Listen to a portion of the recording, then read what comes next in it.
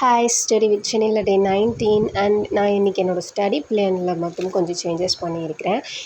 நான் வந்து 3யாக ஸ்ப்ளிட் பண்ணியிருந்ததில் வந்து எனக்கு டெய்லி கம்ப்ளீட் பண்ண முடியாத மாதிரி ஒரு ஃபீல் ஆச்சு. அதனால் நான் வந்து மாற்றிட்டேன். அண்ட் காலையில் இருந்தோடனே கோலம்லாம் போட்டு அண்ட் பிரேக்ஃபாஸ்ட்லாம் ரெடி பண்ணிவிட்டு இன்றைக்கி ஃப்ரைடே இல்லையா, ஸோ அதனால் சாமி கும்பிட வேலையெல்லாம் இருந்துச்சு. அதெல்லாம் முடித்து என்னோடய பிரேக்ஃபாஸ்ட்டு கம்ப்ளீட் பண்ணிவிட்டு அண்ட் நான் அது வந்து என்னோடய ரிவிஷனை ஸ்டார்ட் பண்ணிட்டேன். ஸோ நான் சொன்ன எப்போவுமே சொல்கிறது தான், நம்ம இன்றைக்கி புதுசாக படிக்க போகிறத விட நம்ம நேற்று என்ன படித்தோம் அப்படிங்கிறத ரிவைஸ் பண்ணுறது தான் இம்பார்ட்டண்ட். அண்ட் என்னோடய ரிவிஷனை நான் முடித்ததுக்கப்புறமா நான் மேக்ஸ் மதியமாக கொஞ்சம் ஸ்லீப்பியாக இருந்ததுனால நான் மேக்ஸ் போட ஸ்டார்ட் பண்ணிட்டேன்.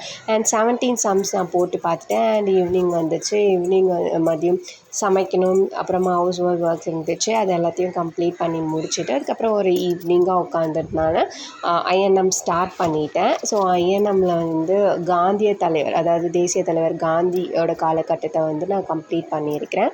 ஸோ நான் இது எப்படியும் வந்து ஒரு 6:37க்கு அப்லோட் பண்ணிடுவேன். நான் அதுக்கப்புறமா இருக்கிற 8 to 9 வந்து அகெயின் நான் ஐஎன்எம் கம்ப்ளீட் பண்ணிடுவேன்.